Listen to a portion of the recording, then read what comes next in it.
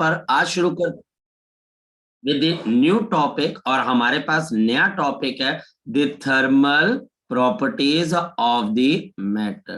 So we have the new topic, the thermal properties of the matter.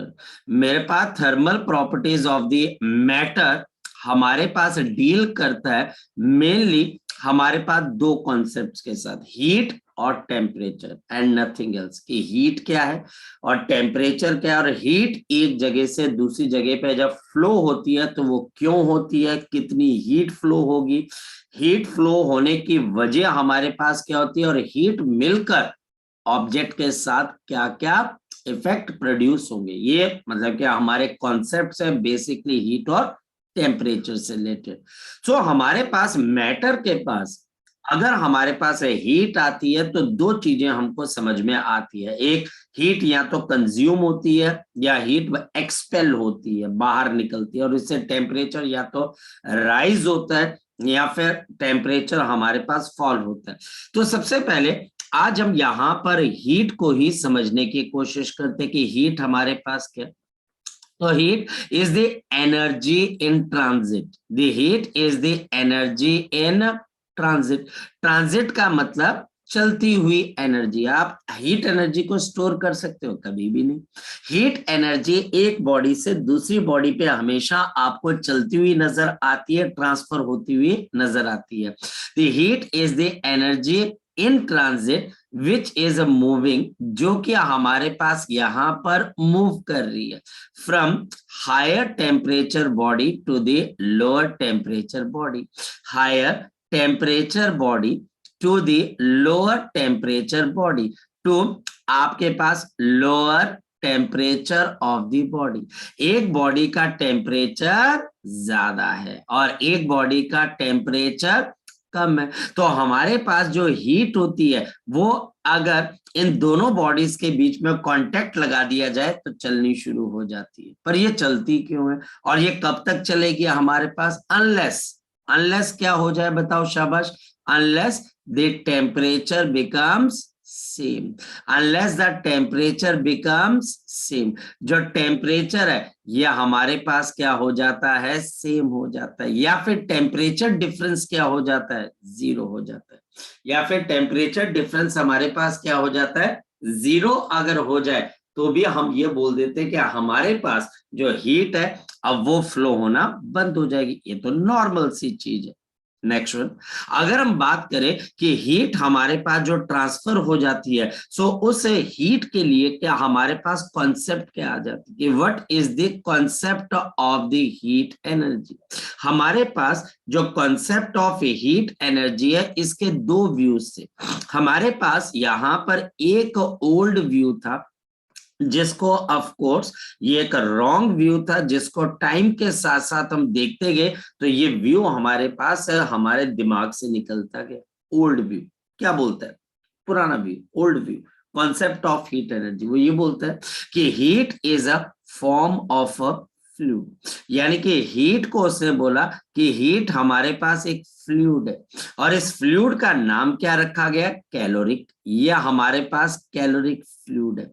ये fluid हमारे पास क्या है? देखो पुराने लोगों की सोच, उसने बोला कि ये जो हमारे पास है हीट है ये बेसिकली फ्लूइड है और ये फ्लूइड का नाम कैलोरिक है।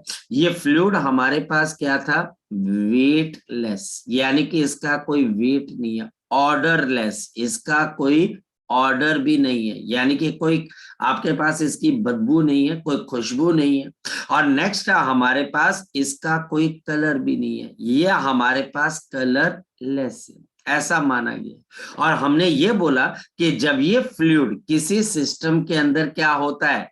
ऐड होता है, तो हमारे पास बॉडी का टेम्परेचर क्या होगा? बॉडी का टेम्परेचर हमारे पास क्या हो जाएगा? रेज हो जाएगा। और अगर ये कैलोरिक फ्लूइड को रिमूव कर दिया जाए तो बताओ टेम्परेचर क्या हो जाएगा? तो बताओ टेम्परेचर हमारे पास क्या हो जाएगा? टेम्परेचर हमारे पास फॉल हो जाएगा। ये ओल्ड व्यू था और ये बिल्कुल गलत व्यू था। इससे हमारे को जो पता लगा वो सारी चीजें हमारे आगे चलने वाली डिस्कवरीज या आगे चलने वाले एक्सपेरिमेंट को वेरीफाई नहीं कर पाई, तो हम इस थ्योरी को हमने छोड़ दिया। फिर बच्चा हमारे पास आया हीट एनर्जी से रिलेटेड एक नया व्यू, जिसको हम डायनेमिक थ्योरी भी बोलते हैं, जिसको हम क्या बोल देते हैं, डायनेमिक थ्योरी। और ये डायनेमिक थ्योरी बड़ी ही डायनेमिक है। कहने का मतलब इस थ्योरी से जितनी चीजें हमने प्रूव करने की कोशिश की वो बिल्कुल सही आपके पास लाइन पे आती गई। डायनेमिक थ्योरी क्या बोलती है? डायनेमिक थ्योरी हमारे पास क्या बोलती है, द हीट एनर्जी, जो हमारे पास है हीट एनर्जी आपके पास रहती है, इज एसोसिएटेड विद, ये हमारे पास एसोसिएट हो जाती है, एसोसिएटेड विद, ये हमारे पास किसके साथ एसोसिएट हो जाती है, number 1 linear kinetic energy, linear kinetic energy, यह हमारे पास लीनियर काइनेटिक एनर्जी के साथ एसोसिएट हो जाती है मॉलिक्यूल्स। यानी जैसे ही मॉलिक्यूल्स को हीट एनर्जी मिलनी शुरू होती है, वो मॉलिक्यूल्स क्या करना शुरू कर देते हैं, शाबाश बताओ, भागना शुरू कर देते हैं, लीनियर काइनेटिक एनर्जी। दूसरी हमारे पास rotational kinetic energy, rotational kinetic energy, अगर मॉलिक्यूल्स को हम हीट एनर्जी देते हैं, क्योंकि एनर्जी हमारे पास कुछ ना कुछ तो फर्क करेगी, तो जितने भी हमारे पास मॉलिक्यूल्स हैं, ये मॉलिक्यूल्स क्या करना शुरू कर देंगे, शाबाश बताओ, ये मॉलिक्यूल्स किसी एक एक्सिस के आसपास रोटेट करना शुरू कर देंगे हीट एनर्जी मिलने से। और अगर आप हीट एनर्जी निकाल लो तो क्या होगा, तो ये एनर्जी कम होने लग जाएगी, डिक्रीज होने लग जाएगी, और मॉलिक्यूल्स की मोशन आपके पास क्या होने लग जाएगी, थोड़ी थोड़ी स्लो होने लग जाएगी। और तीसरी हमारे पास कौन सी एनर्जी है, which is called the vibrational kinetic energy, vibrational kinetic energy, यानी कि मॉलिक्यूल्स को जैसे ही हीट एनर्जी मिलती है, हमारे पास ये हीट एनर्जी क्या करने लग जाती है, मॉलिक्यूल्स की वाइब्रेटरी मोशंस को एनहांस करने लग जाती है। तो ये बोला गया कि ये हीट एनर्जी के प्रॉपर डेफिनेशन मानी जा सकती है कि हीट एनर्जी क्या है, कि अगर मेरे पास हीट एनर्जी एग्जिस्ट करती है, कहीं पर मैं ऐड करता हूं, कहीं से मैं रिमूव करता हूं, क्योंकि ये एनर्जी ट्रांजिट की एनर्जी है, यानी कि मूवमेंट की एनर्जी है।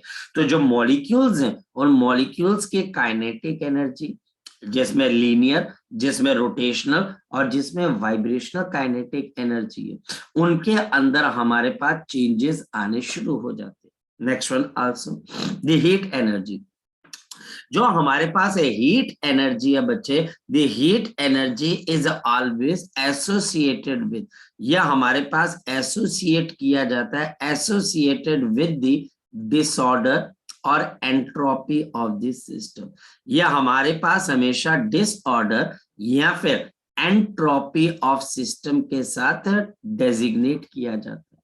कहीं पर भी मेरे पास अगर हीट एनर्जी दी जाती है, उससे सिस्टम के अंदर ऑर्डर होता है कि डिसऑर्डर आता है, तो आंसर है सर डिसऑर्डर आता है, क्योंकि मॉलिक्यूल्स को जब इस तरह की काइनेटिक एनर्जीज मिलेंगी तो वो रैंडमली मूव करना शुरू कर देंगे, उसमें कोई ऑर्डर नहीं होगा, उसके अंदर आप प्रिडिक्ट नहीं कर सकते हो कि मॉलिक्यूल्स कैसे बिहेव करेंगे, उसकी कोई आपके पास कोई थ्योरी नहीं है, वो मूव करेंगे ये तो श्योर है, एनर्जी लेंगे ये तो श्योर है, लेकिन एनर्जी लेके कैसा बिहेव करेंगे वो हमारे पास, हमें उस बात की कोई श्योरिटी नहीं। हीट, तो हमारे पास है हीट को अगर देखा जाए तो इसको मेजर करने के हमारे पास जो तरीके थे, क्योंकि यह एनर्जी है, तो इसके डायमेंशंस हमारे पास किसके बराबर आ जाएंगी, ml² T-2। और अगर बात की जाए हमारे पास कि ये जो हीट एनर्जी है इसको मेजर कैसे किया जाता है, तो एक यूनिट मेरे पास है जूल, जो कि हमारे पास यहाँ पर इसकी SI सिस्टम ऑफ यूनिट है, और दूसरी हमारे पास आ जाती है कैलोरी, जो कि हमारे पास अगर बोला जाए तो हमारे पास कैलोरी CAL से हम इसको डिनोट कर देते हैं, ये खाने वाली कैलोरी नहीं है, ये दूसरी हमारे पास कैलोरी है, ये हीट एनर्जी की कैलोरी। और हमारे पास इन दोनों के बीच में क्या, और ये प्रैक्टिकल है, कैलोरी को प्रैक्टिकल माना जाता है, हमारे पास यहाँ पर क्या आ जाता है 4.2 जूल, हालांकि एग्जैक्ट 4.2 है नहीं, 4.186 है। तो 4.2 joule is equal to the energy of 1 calorie. This is equal to the energy of 1 calorie. जो 1 कैलोरी है वो हमारे पास MKS सिस्टम की आपके पास है यूनिट है, और बहुत प्रैक्टिकल है कैलोरी। यानी कि पुराने टाइम के अंदर अगर आप मान लिया जाए ट्रेन का इंजन चलाते हैं, तो वहां पर हम ये बोलते थे कि भाई कोयले की कैलोरीफिक वैल्यू क्या, आपको अभी भी पता होगा। अभी भी बच्चे, अगर आप अपने घर के अंदर गैस का चूल्हा जलाते हो, तो जो गैस होती है उसकी एक कैलोरीफिक वैल्यू होती है। आपको याद होगा ये चीज, आपने 10th क्लास या 9th क्लास में कहीं ना कहीं पढ़ी होगी कि इस फ्यूल की एक कैलोरीफिक वैल्यू है। कभी पढ़ा किसी बच्चे ने? किसी बच्चे ने इस बारे में समझा कभी, कि टीचर ने कभी आपको बताया कि जो हमारे पास लकड़ी है उसकी इतनी कैलोरीफिक वैल्यू है? कैलोरीफिक वैल्यू मैं इसलिए बोल रहा हूँ क्योंकि मैंने छोटी क्लासेस में पढ़ा था, मैंने 10th क्लास में पढ़ा था कि हमारी जो बायो, हाँ बोलो बोलो बोलो बोलो आकाश।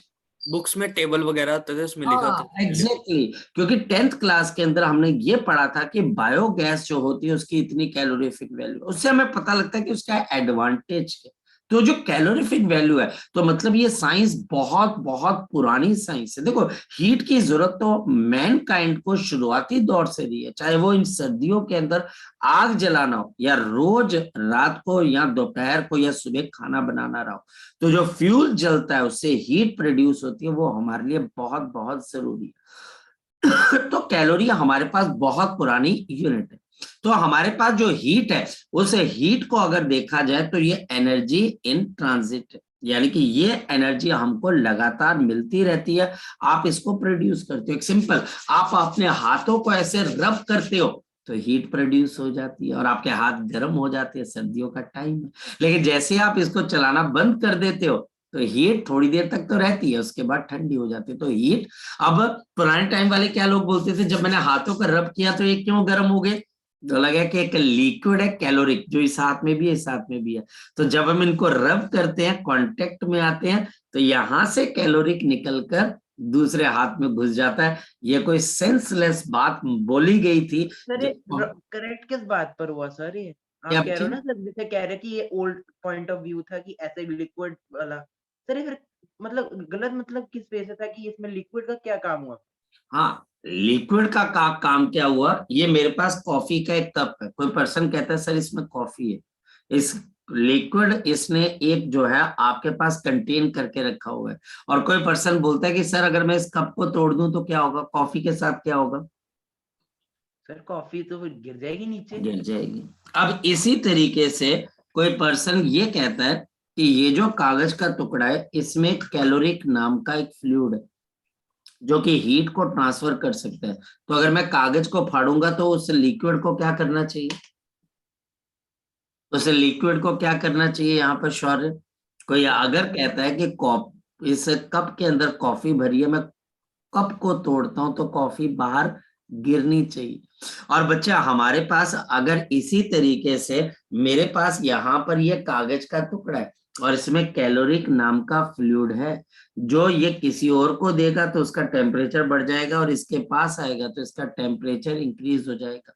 तो उस कागज के टुकड़े को फाड़ने से उस फ्लूइड के साथ क्या होना चाहिए, वो फ्लूइड बाहर आना चाहिए या फिर अंदर ही रहना चाहिए? क्या लगता है, बताओ मुझे। सर अगर फाड़ देंगे फिर तो बाहर ही आना चाहिए। लेकिन ऐसा वो बाहर नहीं निकला, और इस वजह से बच्चे ये बताना बहुत मुश्किल हो गया कि आपके पास ये कैलोरिक नाम का फ्लूइड होगा ही कैसे। और दूसरी बात बच्चे, हिस्ट्री, हम हिस्ट्री को सिर्फ उतना समझते हैं काके जितना समझने की हमको जरूरत है।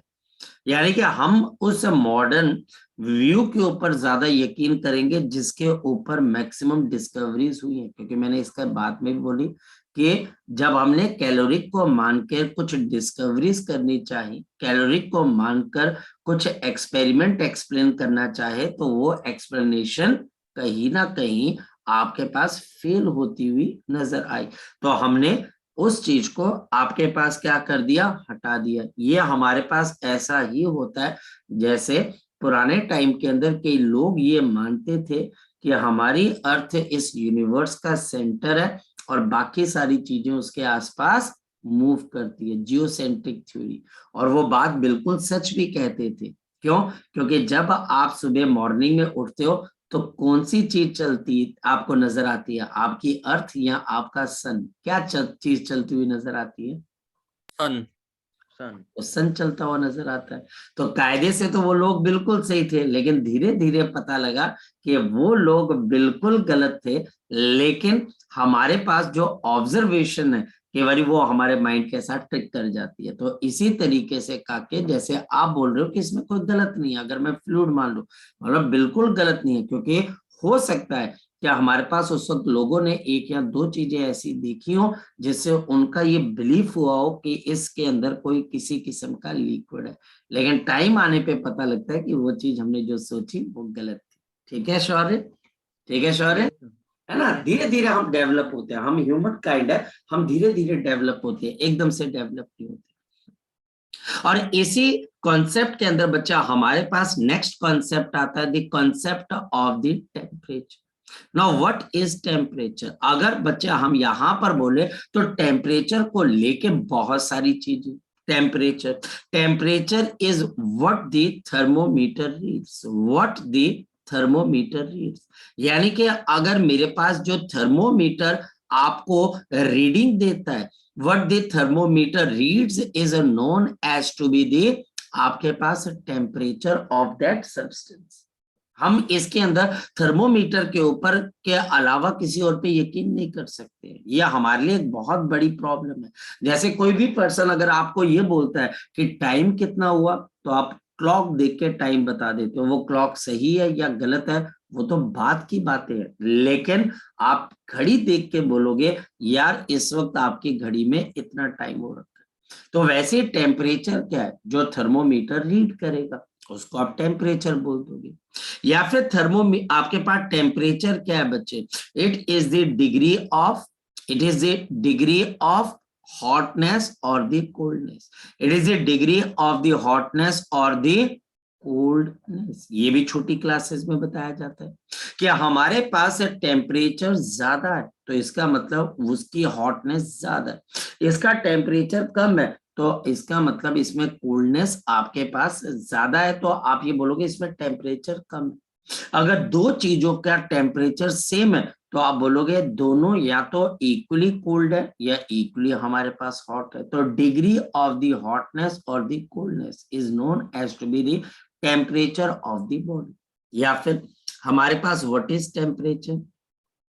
द टेम्परेचर इज द, अगर हम यहां पर समझाने की कोशिश करते हैं कि टेम्परेचर हमारे पास और क्या आ जाती है, the temperature is the state of the, this is the state of the system, this is the state of the system which is responsible, which is responsible, this is the state of the system which is responsible for the, which is responsible for the transfer of the heat, which is responsible for the transfer of the heat। लेकिन how? बच्चा बोलता है sir कैसे?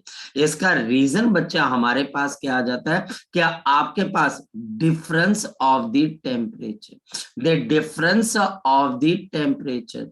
हमारे पास अगर temperature का difference होगा तो हीट कहां से कहां पर फ्लो कर जाती है।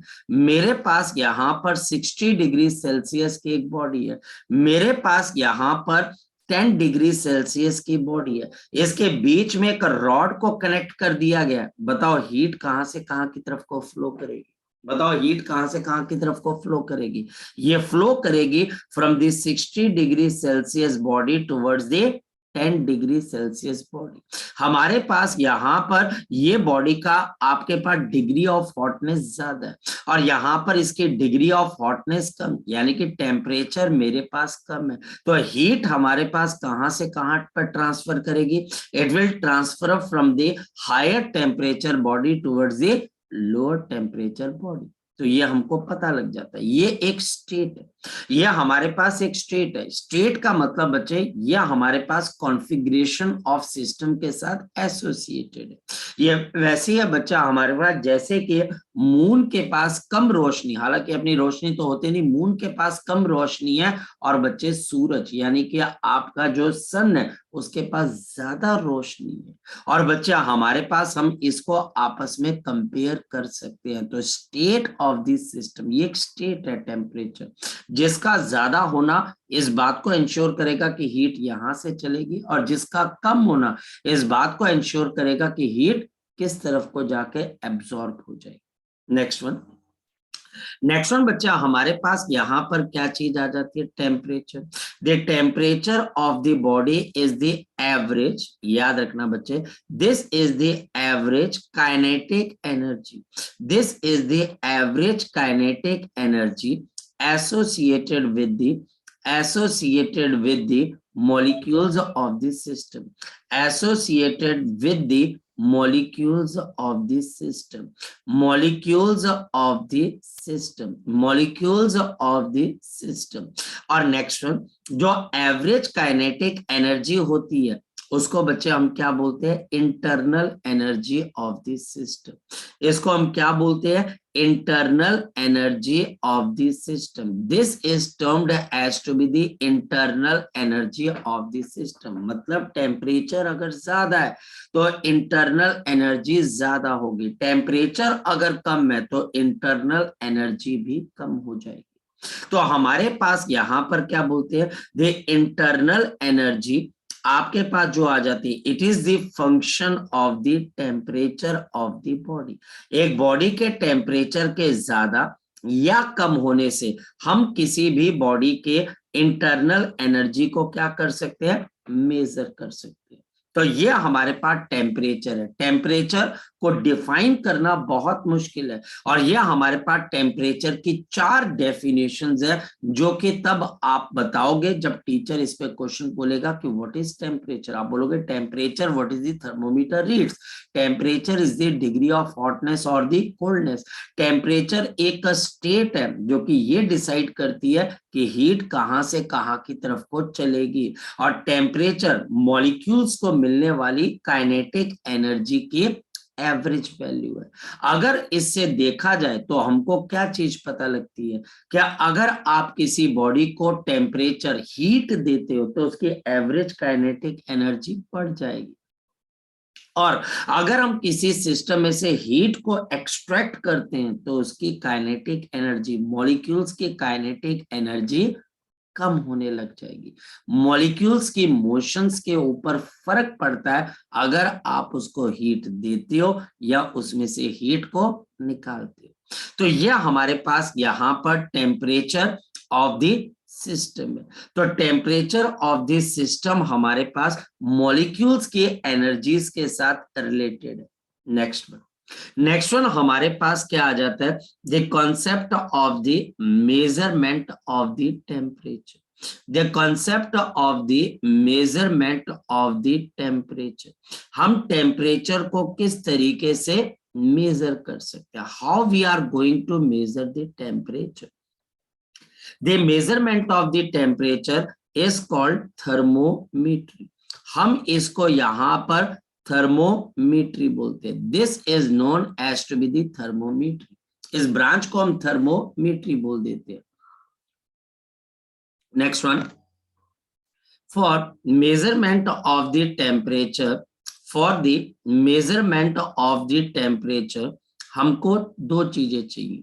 For the measurement of the temperature मुझे यहां पर 2 चीजें चाहिए, एक थर्मोमेट्रिक सब्सटेंस।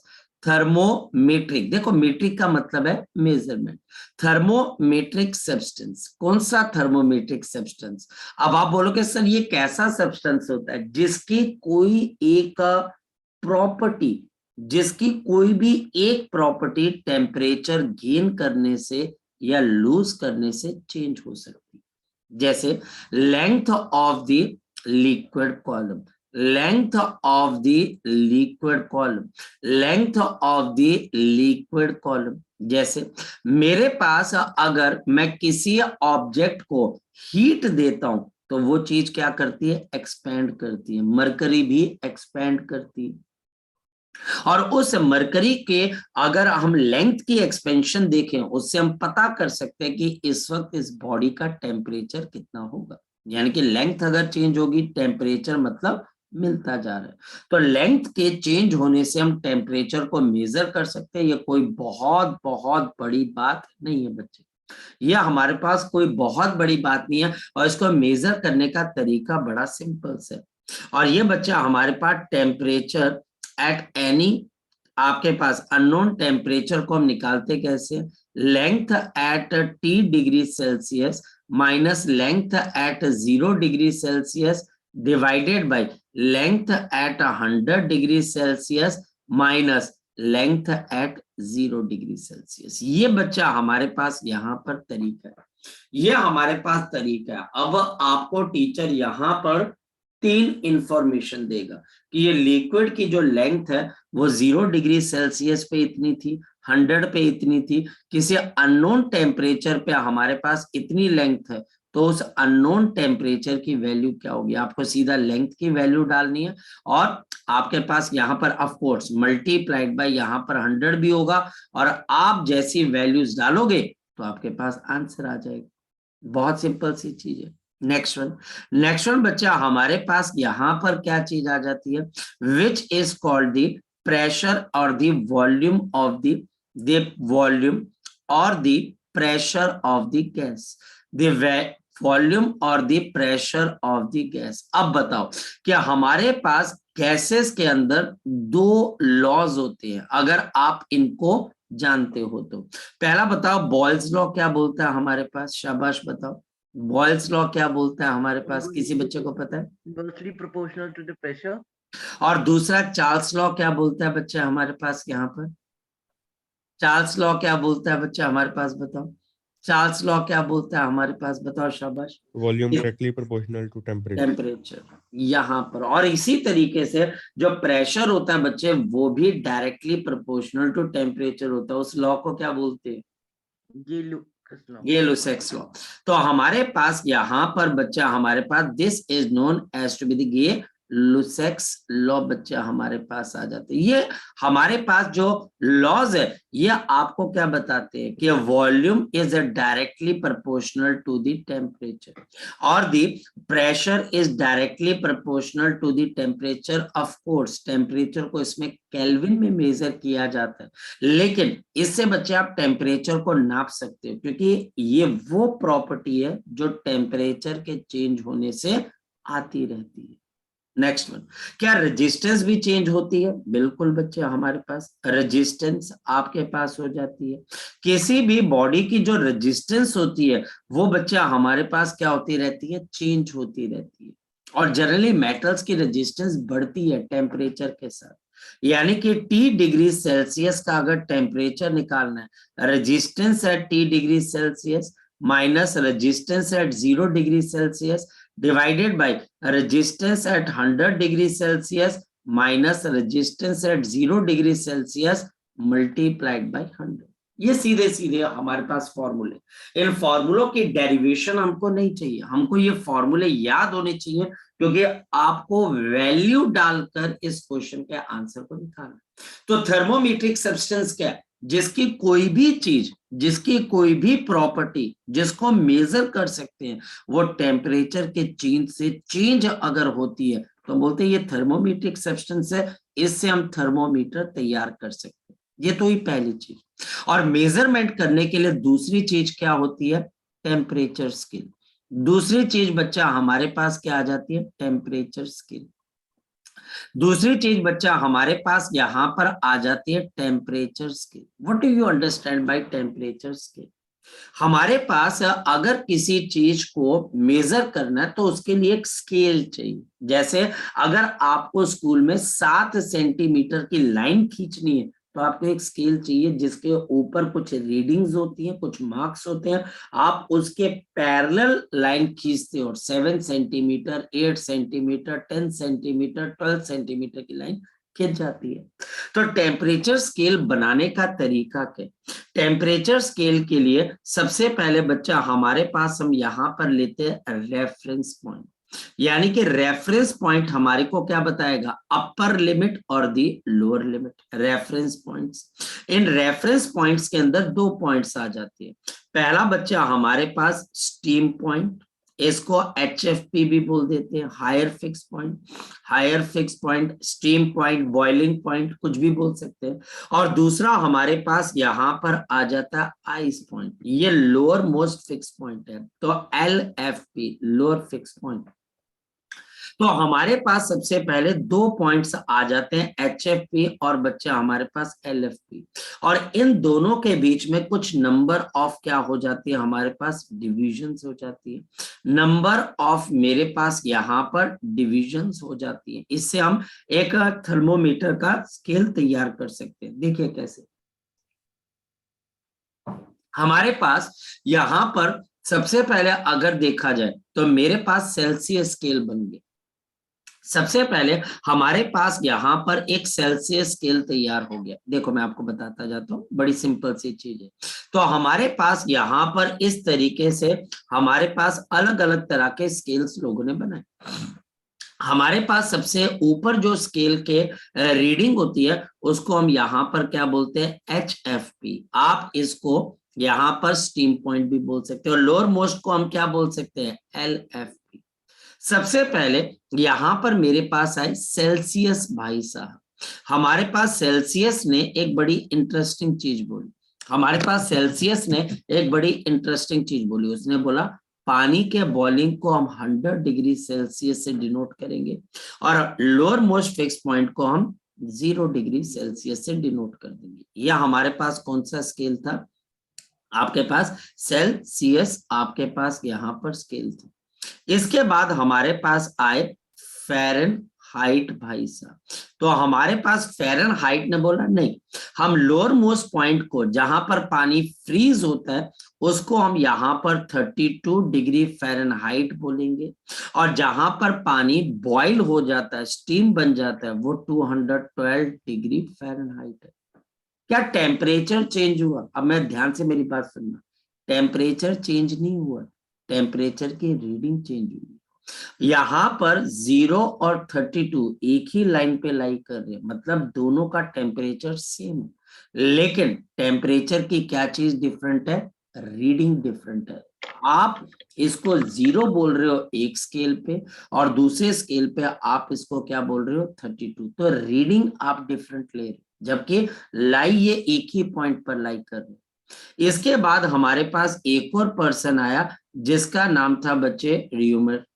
र्यूमर ने बोला बच्चे हम लोअर मोस्ट पॉइंट को 0 डिग्री R ले लेंगे और हाईएस्ट पॉइंट को जहां पर पानी बॉइल हो जाता है वो 80 डिग्री R है। इसके बाद हमारे पास एक और भाई साहब आए जिनका नाम था केल्विन, जिसको हम एब्सोल्यूट टेम्परेचर स्केल भी बोल देते हैं।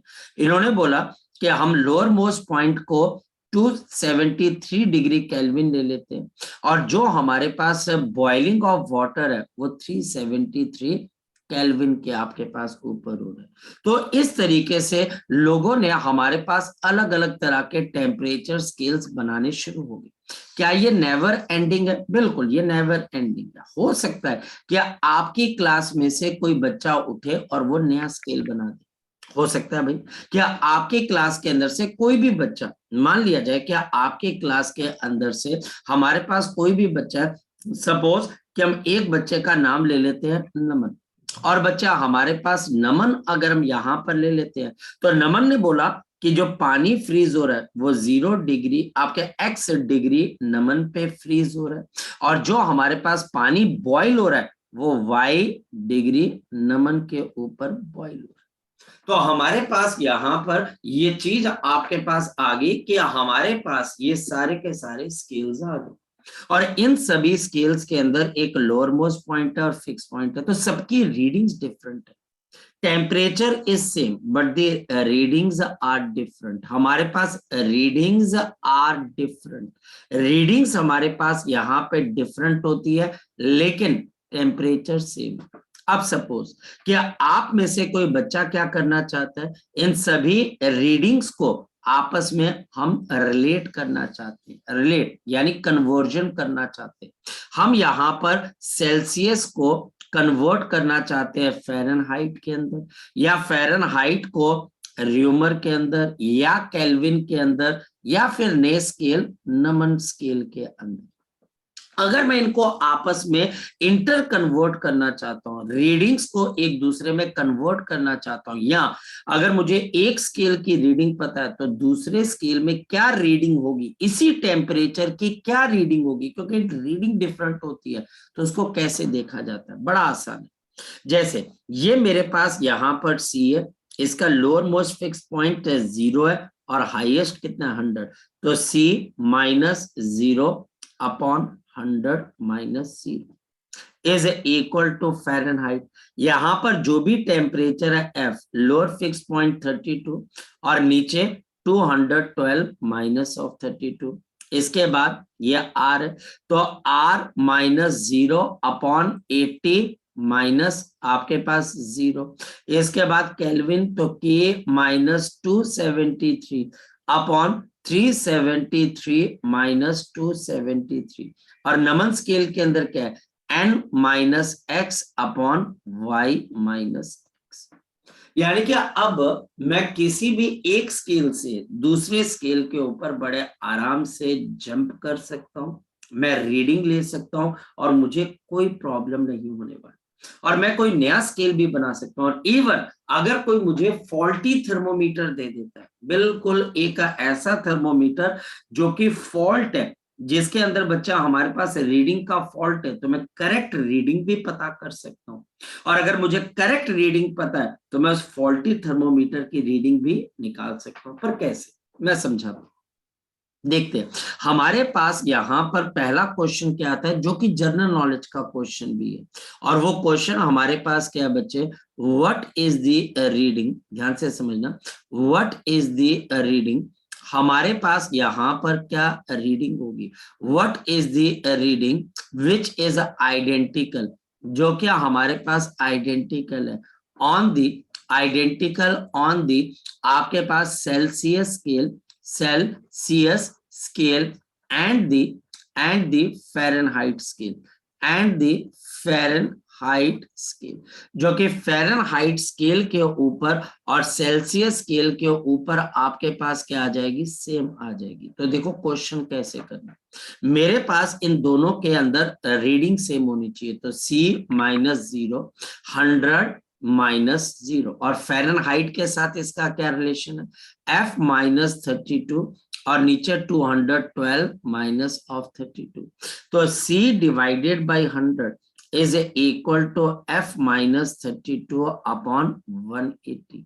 C और F दोनों सेम है, तो ये बच्चा हम पहले कैंसिल कर देते हैं, 20 × 5 20 × 9, नेक्स्ट वन, तो 9 और X is equal to 5x minus 32 into 5, तो 4x is equal to 160 minus का, और x is equal to -40 degree. यानी ये वो टेम्परेचर है जहां पर इन दोनों की रीडिंग आपके पास क्या हो जाएगी, सेम हो जाएगी, जहां पर इन दोनों की रीडिंग हमारे पास आइडेंटिकल हो जाएगी। कोई बहुत मुश्किल चीज थोड़ी नहीं, आपको फॉर्मूला आना चाहिए। जैसे मेरे पास यहाँ पर एक क्वेश्चन बच्चे डेवलप हो जाता है, देखो कितना आसान क्वेश्चन है। क्वेश्चन हमारे पास क्या आ जाता है, we have a faulty thermometer, मेरे पास यहाँ पर एक फॉल्टी थर्मोमीटर है, we have a faulty thermometer, मेरे पास यहाँ पर एक फॉल्टी थर्मोमीटर है विद, जहां पर बच्चा हमारे पास 5 degree Celsius as LFP and 90 degree Celsius as आपके पास क्या आ जाएगा, HFP। ये हमारे पास आ गया, यानी कि एक हमारे पास 5 डिग्री सेल्सियस आपके पास LFP स्टीम आपके पास, जिसको हम बोल सकते हैं आपका आइस पॉइंट है, और 90 डिग्री सेल्सियस आपका स्टीम पॉइंट है। बताना क्या, if this temperature, if this thermometer, अगर ये हमारे पास जो थर्मोमीटर है, इफ दिस थर्मोमीटर, अगर ये जो हमारे पास थर्मोमीटर है रीड्स, ये बच्चा हमारे पास रीड करता है, क्या रीड कर जाता है आपके पास 30 degree Celsius, find correct temperature in Celsius scale, find the correct temperature in Celsius scale. अब देखो कितना आसान क्वेश्चन, सॉल्यूशन हमारे को सिर्फ एक डायग्राम का के क्लियर होना चाहिए। मेरे पास यहाँ पर इस तरीके से ये आपके पास क्या आ गया, एक फॉल्टी थर्मोमीटर तैयार हो गया, और इसके सामने जो हमारे पास थर्मोमीटर है ये बिल्कुल जी करेक्ट थर्मोमीटर है, इसके रेफरेंस पॉइंट बिल्कुल करेक्ट है। हमारे पास यहाँ पर दोनों के आपके पास LFP को देख लेते हैं, एक LFP को बोल रहा है 5 डिग्री सेल्सियस, एक LFP को बच्चा हमारे पास क्या बोल रहा है 0 डिग्री सेल्सियस। दूसरा एक हमारे पास यहाँ पर HFP को क्या बोल रहा है आपके पास 90 डिग्री सेल्सियस, और दूसरा HFP को हमारे पास क्या बोल रहा है, शाबाश बता दो 100 डिग्री सेल्सियस। मेरी बात को आप अंडरस्टैंड कर पाए, मेरी बात को आप अंडरस्टैंड कर पाए। और यहाँ पे टीचर मुझे बोल रहे हैं कि इधर पर जो हमारे पास रीडिंग है, उस रीडिंग की वैल्यू हमारे पास 30 डिग्री सेल्सियस है, तो यहाँ पर करेक्ट थर्मोमीटर पे इसकी रीडिंग क्या होगी। देखो कितना आसान है, बहुत बहुत आसान है। हमारे पास मान लेते हैं कि इसको मैं क्वेश्चन मार्क ही मान के चल पड़ता हूँ, तो ध्यान से देखना 30 minus 5, 30 minus LFP divided by 90 minus 5, यानी कि HFP माइनस LFP, और क्वेश्चन मार्क क्योंकि ये अननोन है, minus of 0 upon 100 minus of 0। बताओ क्या मुश्किल है इसके अंदर से, कुछ मुश्किल है? बिल्कुल नहीं सर, नो सर, बहुत आसान है सर, बहुत आसान है, सिर्फ आपको चीजें रिलेट करनी आनी चाहिए। ऊपर 25, नीचे मेरे पास 85, और यहाँ पर क्वेश्चन मार्क अपॉन मेरे पास आ गया 100। अब 5 का टेबल पढ़ लेते हैं, 5 1 और यहाँ पर 17, और 5 2 और ये हमारे पास 0, और फिर हमारे पास यहाँ पर क्वेश्चन मार्क किसके बराबर आ जाएगा, 25 इंटू 20 अपॉन मेरे पास कितना आ जाएगा 17। तो हमारे पास यहाँ पर 17 1 और यहाँ पर हमारे पास 3 बच जाएगा, पॉइंट आ जाएगा 0, फिर ये बच्चे 1 पे ही जाएगा आपके पास, क्योंकि बच्चा हमारे पास 1.1 के आसपास ही चला जाएगा। रीजन है बच्चा हमारे पास कि आपके पास 3 बचेगा, पॉइंट लगा देंगे 30 आ जाएगा, 17 2 इंटू कितना होता है 34, तो 1.1 अप्रोक्सीमेटली। सो 25 इंटू 11, तो 25 इंटू 25, तो जल्दी बता दो 5 7 और 2, तो हमारे पास सही टेम्परेचर अप्रोक्सीमेटली कितने के बराबर है 27.5 डिग्री सेल्सियस। तो 27.5 डिग्री सेल्सियस इसका करेक्ट टेम्परेचर आ जाएगा। जी लग गया पता बच्चे आपको? यस लग सर, गया पता बच्चे? कोई Yes, sir. मुश्किल चीज ही नहीं। तो थर्मोमीटर से हमारे पास सबसे पहले इस लेवल के हमारे पास क्वेश्चन आएंगे जिसको कोई भी बच्चा कर सकता है, और अगर कोई बच्चा नहीं कर पा रहा है तो इसका मतलब का कि उस बच्चे का फोकस बिल्कुल भी नहीं, वो डिसिप्लिन नहीं। अगर आप डिसिप्लिन हो, अगर आप चीजों को समझते हो बेहतर ढंग से, तो आप ये क्वेश्चन बड़े आराम से लगा पाओगे, कोई बहुत मुश्किल चीज ही नहीं हो पाएगी। नेक्स्ट वन, नेक्स्ट वन बच्चे, अब हमारे पास यहाँ पर कॉन्सेप्ट आता है the concept of the absolute temperature scale. Next हमारे पास यहाँ पर कॉन्सेप्ट आ जाता है the concept of the absolute temperature scale. Absolute temperature scale, हमारे पास एब्सोल्यूट टेम्परेचर स्केल क्या चीज है? The absolute temperature scale is based on Charles law. This is based on the Charles law. यह हमारे पास चार्ल्स लॉ के ऊपर based है, यह हमारे पास चार्ल्स लॉ के ऊपर बेस्ड है, जो कि हमारे पास क्या कहता है कि volume at T degree Celsius is equal to volume at 0 degree Celsius 1 plus of हमारे पास T डिग्री सेल्सियस अपॉन नीचे एक फैक्टर आ जाता है 273। मैं इसकी डेरिवेशन नहीं करवा सकता क्योंकि ये फिजिक्स के पॉइंट ऑफ व्यू से हमारे इंपॉर्टेंट नहीं। अगर हम चार्ल्स लॉ कहते हैं तो हमको पता है कि volume of a gas is increasing with the temperature. अगर हम चार्ल्स लॉ का ग्राफिकल वेरिएशन देखें तो हमको क्या चीज समझ में आती है, यह हमारे पास चार्ल्स लॉ का ग्राफिकल वेरिएशन है, जो कि हमको क्या बोलती है कि T डिग्री सेल्सियस अगर 0 के बराबर है तो आपका वॉल्यूम नॉन जीरो होता है, and this is the volume at 0 degree Celsius. और हमारे पास धीरे धीरे गैस का वॉल्यूम इंक्रीज होता जाता है जैसे जैसे आप टेम्परेचर को इंक्रीज करते जाओगे। हमारे पास जैसे जैसे टेम्परेचर इंक्रीज होता जाता है गैस का वॉल्यूम भी इंक्रीज होता जाता है।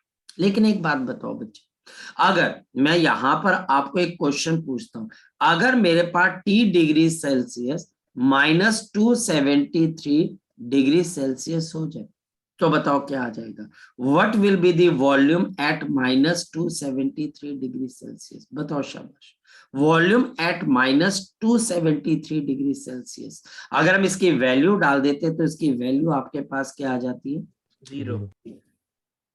यानी कि बच्चा हमारे पास एक ऐसा टेम्परेचर एग्जिस्ट कर सकता है, और ये ग्राफ को बच्चे हम पीछे की तरफ को लेंगे और इसको हम क्या बोलते हैं, एक्स्ट्रापोलेशन ऑफ द ग्राफ। अगर हम इस ग्राफ को पीछे की तरफ को एक्स्ट्रापोलेट करते हैं तो एक ऐसा टेम्परेचर मिलता है -273 डिग्री सेल्सियस, जहां पर बच्चा हमारे पास गैसेस का वॉल्यूम ड्रॉप होकर 0 हो जाता है। तो हमारे पास क्या आ जाता है कि हम ये बोल देते हैं at -273 degree Celsius volume of all the gases drops to, बताओ शाबाश बच्चे, this drops to 0 ड्रॉप हो जाता है, जो कि इम्पॉसिबल है। ऐसा कैसे हो सकता है? वॉल्यूम 0 होने का मतलब इस दुनिया के अंदर हमारे पास किसी भी चीज की जो एग्जिस्टेंस है वो खत्म हो जाती है। यानी गैस के जो मॉलिक्यूल्स है उनका वॉल्यूम 0 हो जाना, एटम्स का वॉल्यूम 0 हो जाना, तो ये तो पॉसिबल ही नहीं है ना हमारे पास। लेकिन कहता है कि ऐसा पॉसिबल हो सकता है जब आप इतने टेम्परेचर पे चले जाओ। पर पॉइंट ये है, क्या ये टेम्परेचर अटेनेबल है? तो पहला पॉइंट है, ये टेम्परेचर अटेनेबल है ही नहीं। और हमारे पास केल्विन ने क्या बोला, this -273 degree Celsius is the temperature of 0 kelvin. उसने बोला कि ये 0 केल्विन है, और हमारे पास इस हिसाब से 0 डिग्री सेल्सियस का टेम्परेचर मेरे पास कितना आ जाएगा, 273 केल्विन। कहने का मतलब अगर मुझे टेम्परेचर केल्विन के अंदर नापना है तो हम क्या करते हैं, T डिग्री सेल्सियस के अंदर हम 273 के फैक्टर को क्या कर देते हैं, ऐड कर देते हैं। बोलो आकाश, क्या पूछना चाहते हो? ये -273 डिग्री सेल्सियस वाली बात सर ये एक्सपेरिमेंटली प्रूव्ड है या ऐसे ही ये थ्योरेटिकली है बच्चे, ये थ्योरेटिकली है, ये बिल्कुल थ्योरेटिकली है। और तभी बच्चे यहाँ पर मैंने वर्ड कौन सा यूज किया हुआ है, एक्स्ट्रा।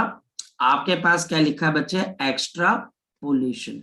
एक्स्ट्रापोलेशन का मतलब है इस ग्राफ को अपनी मर्जी से पीछे की तरफ को पोलेट कर देना, खींच देना बच्चे, जो कि हमारे पास यहाँ पर एक्सपेरिमेंटली अभी तक इसको वेरीफाई नहीं किया जा सका है बच्चे। क्योंकि इसको वेरीफाई करने का मतलब है बच्चे कि आप जो है बच्चे कुछ ऐसा करने जा रहे हो जो against the law of nature है। मतलब कि हम लॉ ऑफ नेचर के अगेंस्ट नहीं जा सकते। इसकी एक नहीं हजारों वजह, जिसमें पहली वजह बच्चे जो 0 केल्विन का टेम्परेचर है -273 डिग्री सेल्सियस, ये 0 केल्विन का temperature is impossible to attain. ये हमारे पास इम्पॉसिबल टू अटेन है, आप इसको अटेन ही नहीं कर सकते हो। जब आप इसको अटेन ही नहीं कर पाओगे तो इसको आप एक्सपेरिमेंटली नहीं, सिर्फ थ्योरेटिकली प्रूव कर पाओगे कि ऐसा टेम्परेचर एग्जिस्ट कर सकता है, जहां पर सारी मॉलिक्यूलर मोशन खत्म हो जाएगी, सारी मोशन खत्म हो जाएगी, आपके इलेक्ट्रॉन की मोशन खत्म हो जाएगी, आपके प्रोटॉन की मोशन, न्यूक्लियस की मोशन सब खत्म हो जाएगा। तो यूनिवर्स उस वक्त बच्चा हमारे पास सारा का सारा सीज हो जाएगा। तो ये पॉसिबल ही नहीं है, ठीक है। तो इसको केल्विन ने कौन सा टेम्परेचर बोला, एब्सोल्यूट 0 टेम्परेचर बोला। जी शौर्य। सर इससे हम ये कंक्लूड कर सकते हैं ना कि जो केल्विन स्केल है वो best scale as compare to Celsius? नहीं, बेस्ट तो बच्चे हमारे पास, अब तुम केल्विन स्केल से जाकर किसी आदमी का बुखार तो नहीं नाप सकते ना, हाँ या ना? यस हाँ सर। या ना? मतलब कि बेस्ट होना या वर्स्ट होना बच्चे, ये तो उस बात पे डिपेंड करता है कि चाकू से बच्चा आपको चोट भी लग सकती है और सब्जी भी काटी जा सकती है। तो आप क्या बोलोगे कि ये चाकू जो है सब्जी काटने के लिए बेस्ट है? बोला नहीं, हाथ काटने के लिए भी बेस्ट हो सकता है, उंगली काटने के लिए बेस्ट हो सकता है। तो वो डिपेंड करता है बच्चे, बेस्ट हो तो नहीं, आप ये बोल सकते हो साइंटिफिक हो सकता है, कि आपके पास साइंटिफिक हो सकता है, बेस्ट आप नहीं बोल सकते, ठीक है? बेस्ट बोलना थोड़ा अलग चीज हो जाएगी। नेक्स्ट वन, तो ये हमारे पास एब्सोल्यूट जीरो का आपके पास टेम्परेचर स्केल आ जाता है। कैसा पॉइंट? जहां पर यूनिवर्स खत्म हो जाएगा, यहां पर यूनिवर्स बच्चे आपका सीज हो जाएगा, बंद हो जाएगा। लेकिन ये टेम्परेचर, घबराने की जरूरत नहीं है, ये टेम्परेचर कभी भी अटेन होगा भी नहीं, ये बहुत इम्पॉसिबल है इस टेम्परेचर को अटेन करना। तो फिर नेक्स्ट क्या है हमारे पास? नेक्स्ट हमारे पास यहां पर आ जाता है which is called the triple point. आपने सुना है कभी केमिस्ट्री के अंदर Yes, sir, triple yes. Point? Yes, क्या sir. होता है ट्रिपल पॉइंट बच्चे हमारे पास? तीनों स्टेट्स एक तीनों स्टेट एक ही टेम्परेचर टेम्परेचर। हमारे पास triple point of temperature is the point, और ये बच्चे अलग अलग लिक्विड्स के लिए अलग अलग है। जैसे वाटर हमारे पास क्या आ जाता है 273.16 केल्विन, ये हमारे पास आ जाता है बच्चे हमारे पास इस टेम्परेचर के ऊपर all the three states of the liquid, three states of the liquid को एग्जिस्ट, ऑफ द लिक्विड हमारे पास यहाँ पर क्या करती है, को एग्जिस्ट करती है, तीनों फेजेस।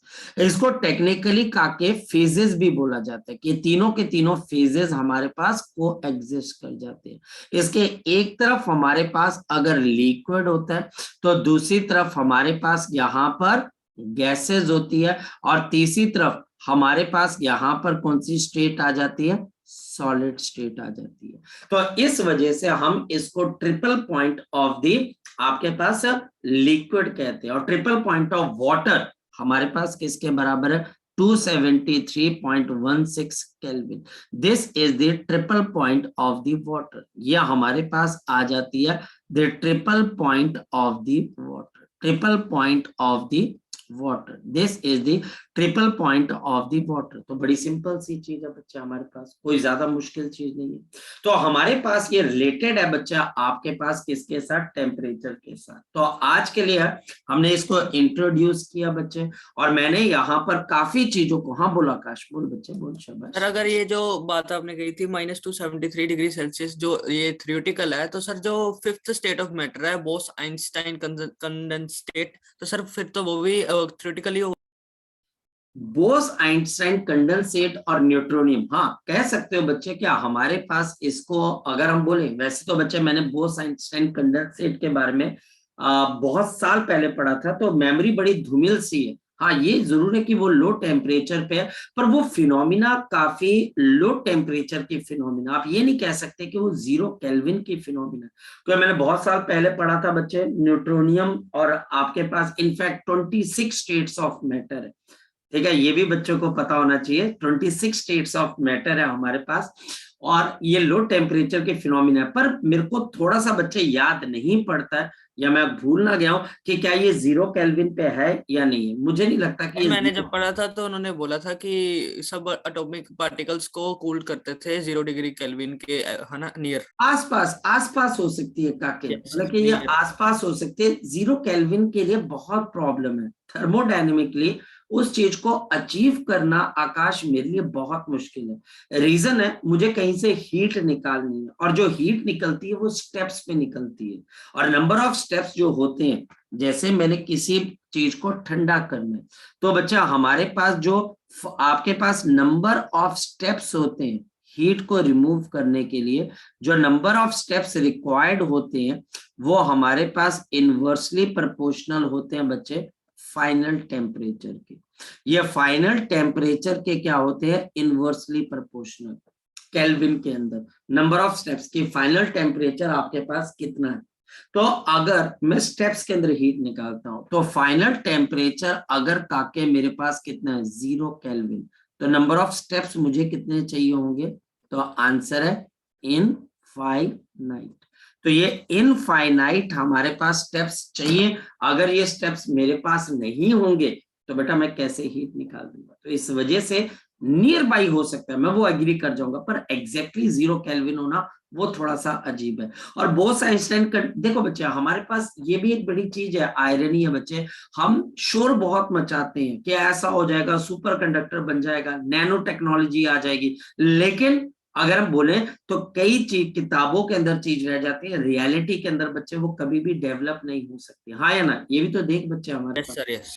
है ना, क्योंकि Bose Einstein Yes, sir. Condensate कहाँ तूने ये कहाँ मैंने भी देख लिया, कहाँ पर हमने देख लिया कि ये जी बोस आइंस्टाइन कंडेंसेट को किसी लेबोरेटरी में तैयार किया गया, इतना सा मटेरियल कहीं तैयार कर दिया है और उसके ऊपर हम बोलते रहते हैं। चलो हाँ जगजोत बोल बच्चे, क्या पूछना बेटा? सर यहाँ पे 3 स्टेट्स ऑफ लिक्विड की जगह मैटर क्यों नहीं लिखा हमने? देखो मैटर बच्चे हम नहीं लिखते हैं जनरली, बच्चा हमारे पास इसको देखा भी नहीं गया, हमारे पास मैटर बच्चे हम नहीं लिखते हैं। अगेन ऑब्जर्वेशन वाली बात है बच्चा हमारे पास, क्योंकि हमारे पास देखा जाता है कि जो लिक्विड है बच्चा हमारे पास, जिसको अगर मैं आपको ये बोल देता हूँ बच्चे कि जो लिक्विड है हमारे पास, जिसको आप बोल सकते हैं फ्रीज भी कर सकते हैं, जिसको आप वेपराइज भी कर सकते हैं, और जो लिक्विड की स्टेट में भी रह सकते हैं। लिक्विड खुद में इसके बहुत सारे रीजन है। देखो जो लिक्विड है बच्चा हमारे पास, उसके जो मॉलिक्यूल्स है उनके पास काइनेटिक एनर्जी और पोटेंशियल एनर्जी दोनों होती है। और बच्चा हमारे पास सॉलिड्स के पास सिर्फ पोटेंशियल एनर्जी होती है और गैसेस के पास सिर्फ क्या होती है, काइनेटिक एनर्जी। हाँ ये जरूर है कई किताबों के अंदर मैटर लिख देते हैं, ऐसी बात नहीं। और क्या आपको कोई गलत करेगा, मैं नहीं बोलूंगा कि आपने गलत लिखा है, लेकिन जो ऑब्जर्वेशन है, जैसे हम बहुत सारी जब चीजें पढ़ते हैं तो हमको पता लगता है कि लिक्विड ही एक ऐसी चीज है जो इस प्रॉपर्टी को ज्यादा क्या करती है बच्चे हमारे पास एग्जिस्ट करती है। तो ये सिंपल एक ऑब्जर्वेशन वाली चीज है, ये मेरी थिंकिंग है। मैंने जब देखा, मैंने पढ़ा, मैंने बहुत सारी जगहों पे पढ़ा, तो मुझे ये लगा कि जो लिक्विड है वो ये पॉइंट ज्यादा, हम लिक्विड के बारे में ज्यादा पढ़ते हैं, इसलिए मैंने लिक्विड को लिखा बच्चे। ठीक है, तो इसके आप मैटर भी Yes, sir. लिखोगे, कोई इशू वाली बात, नो इशू बच्चे। हाँ शौर्य बता बच्चे। सर कुछ नहीं सर, मैंने बस ये भी पूछना था बस। चलो कोई बात नहीं, सो इसको भी हम करते हैं बच्चे। ठीक है, तो अब आप 8:30 है इसका क्लास? हाँ बिल्कुल है बच्चे, बिल्कुल है। ठीक है बच्चे, चले ओके बच्चे, bye thank bye, you take care. Sir.